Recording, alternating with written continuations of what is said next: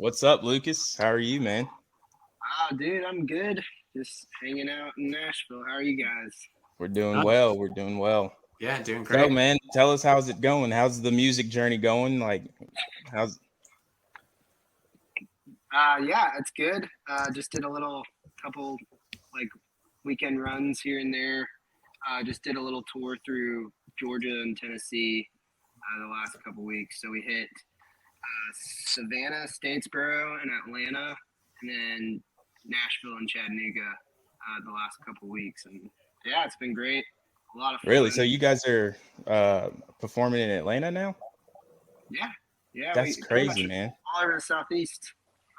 As of right now, I'm trying to expand, but yeah, Yeah. man.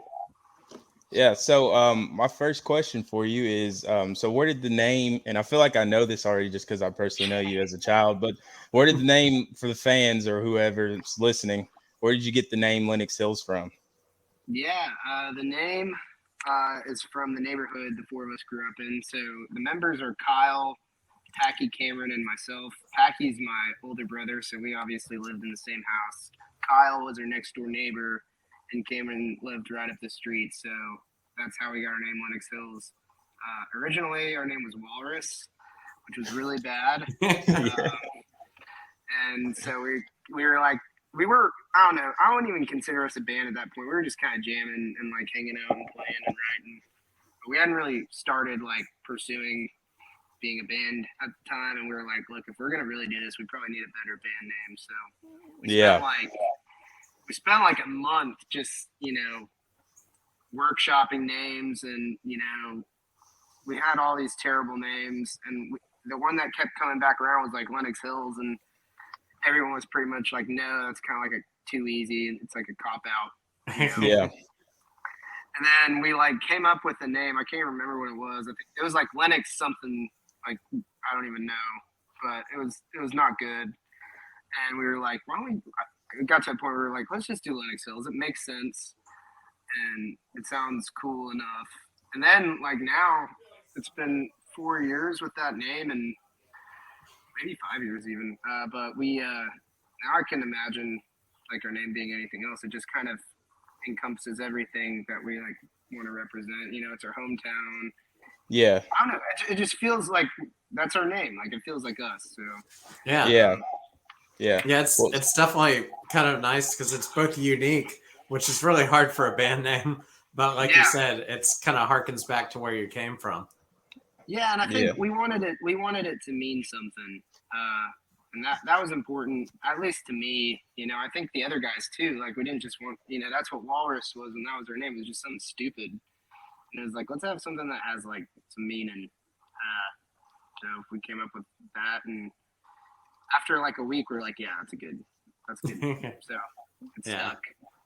Yeah.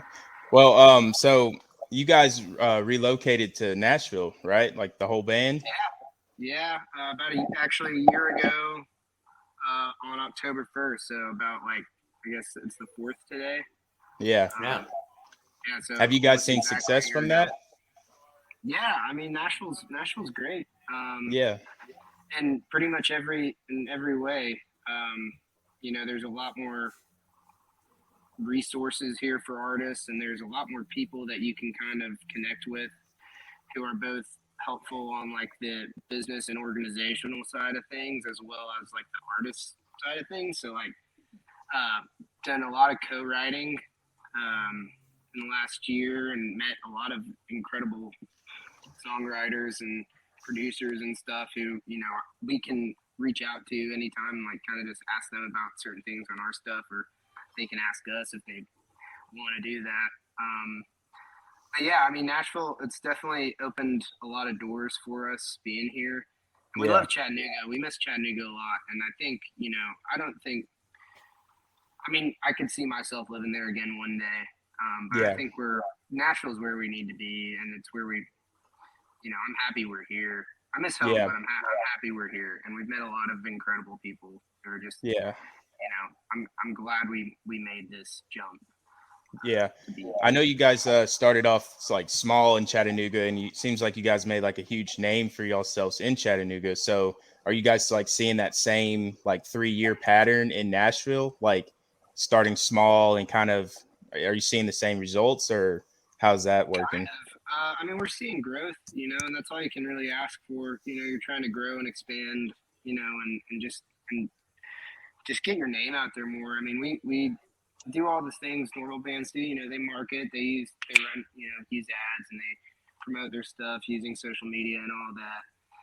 But I think we always just try to. It's always been important for us to play really good shows, and for people to kind of just talk about them, Yeah. and word of mouth. That's how I want. I don't know. That's how I feel like that's the most organic way to grow. Hmm. And so that's kind of our MO is we try to just go out and play really good shows and have fun. We try to be a fun band to see live, and it worked in Chattanooga. It's pretty much everywhere we've gone. It's been, you know, we always have a good time because we love what we do, and Yeah. we we try to get the crowd to feel the same way we do about what we're playing.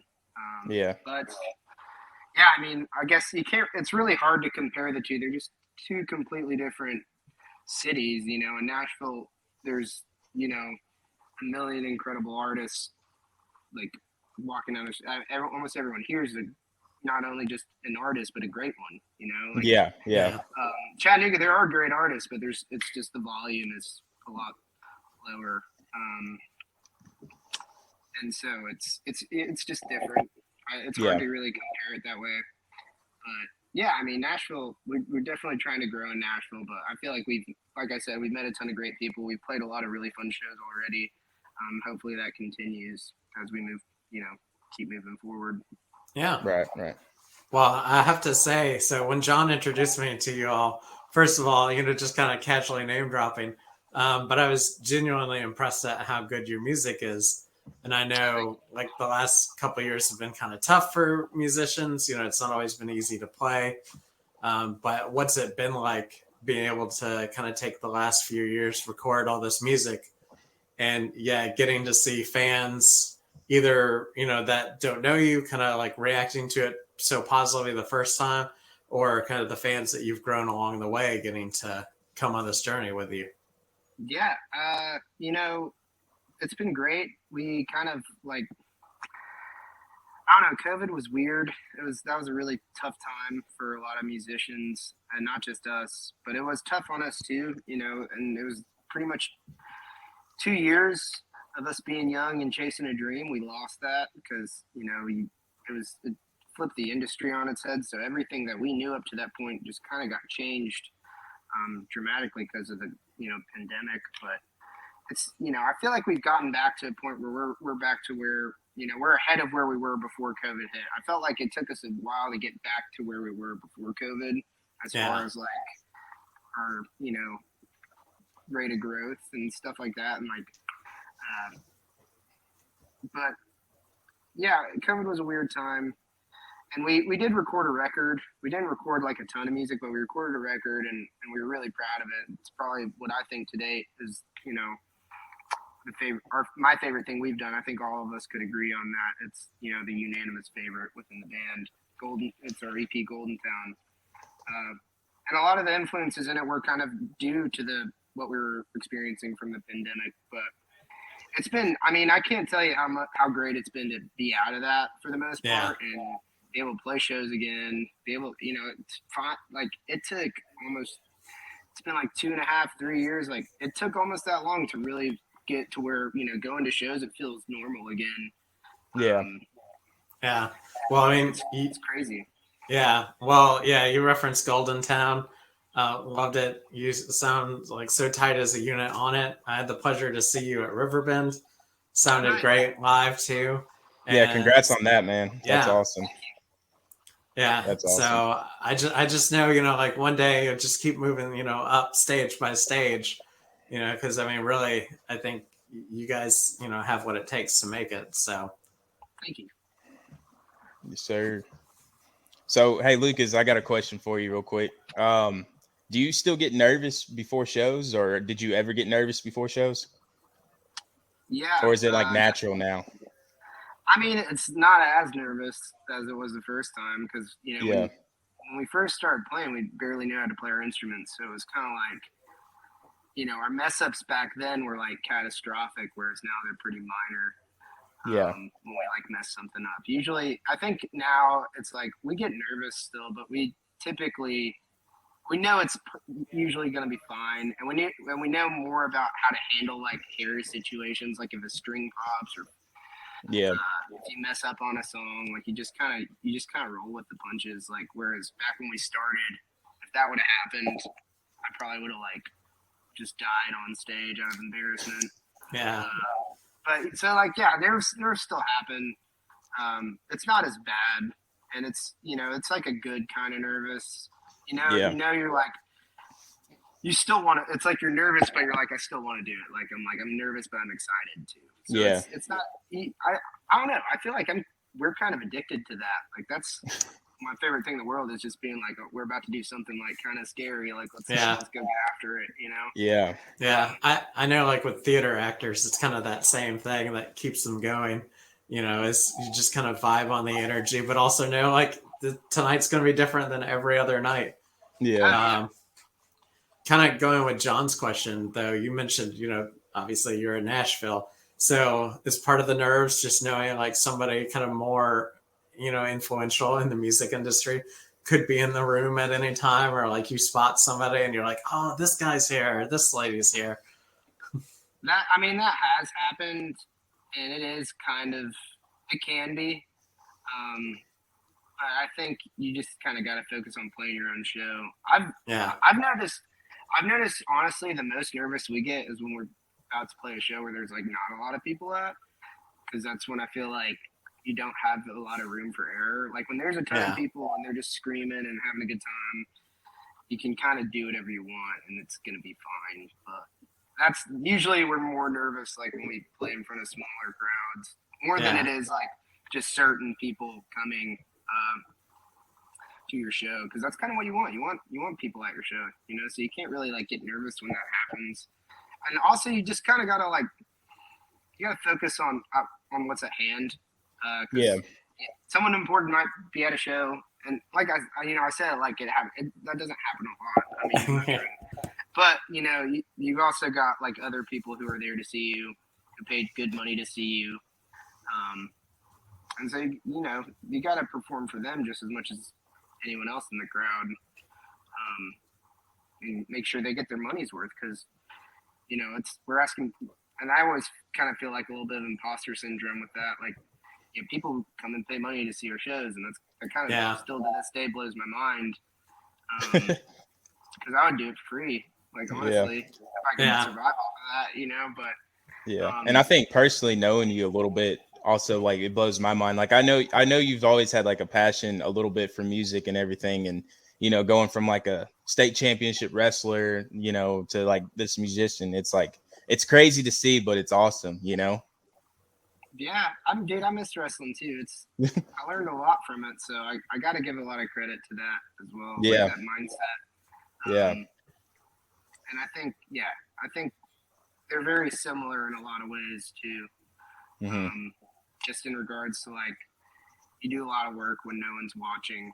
And then, you come out and everyone's like, "Oh, you did a really good job! Like you're so good." Yeah.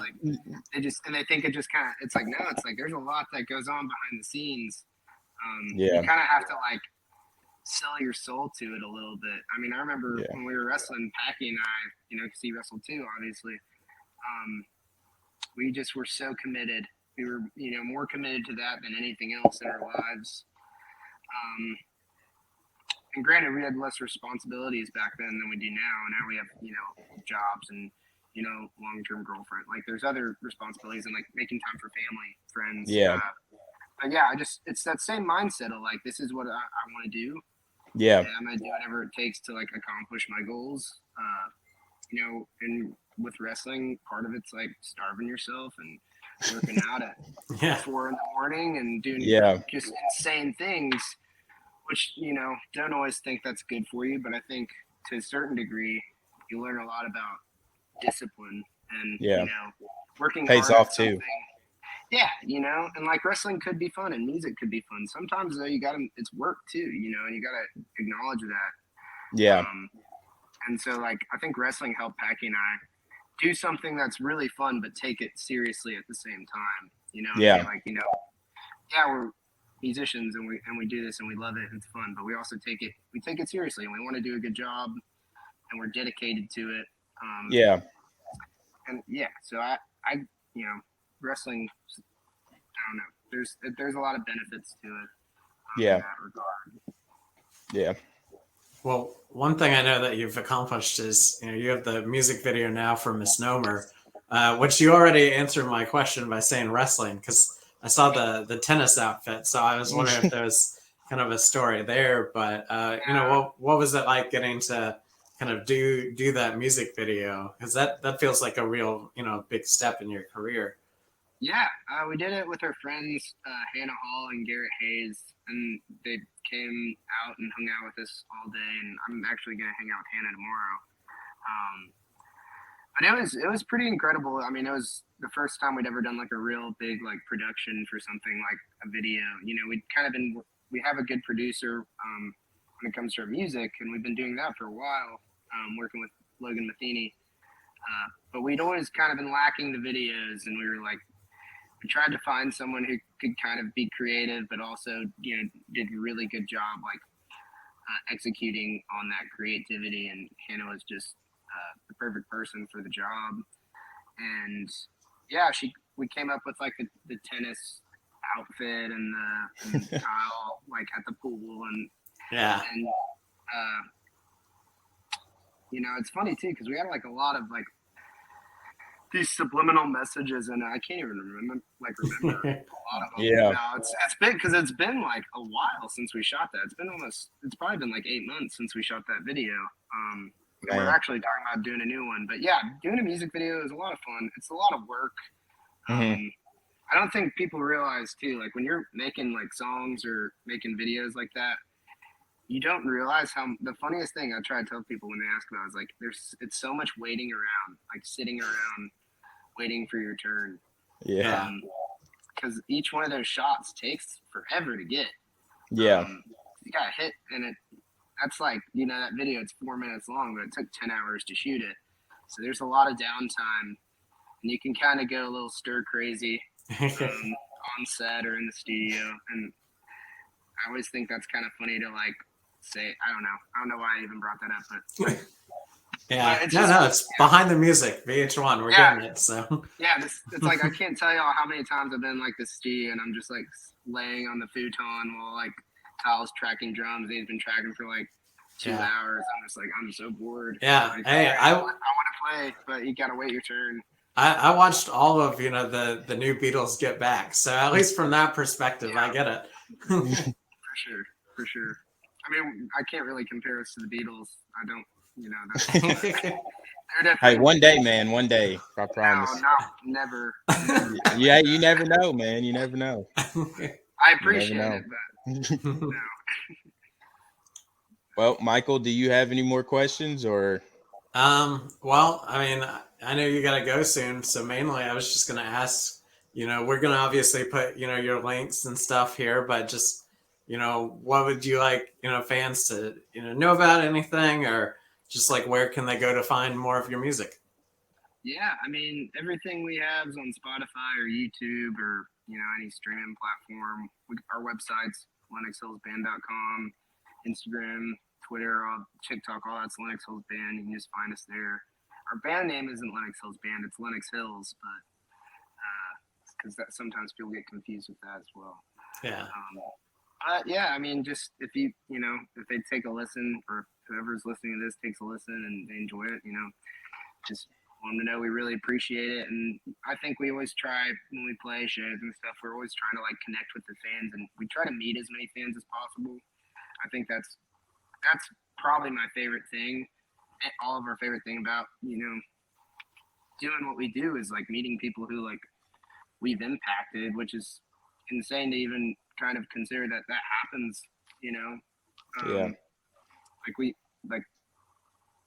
But then you go to a show and you meet someone, they're like, I've been listening to this for like 2 years. That was my favorite song. It's like, I didn't even know people listen to that song. Like we have a song off a record I wrote about my girlfriend. It's called Juju.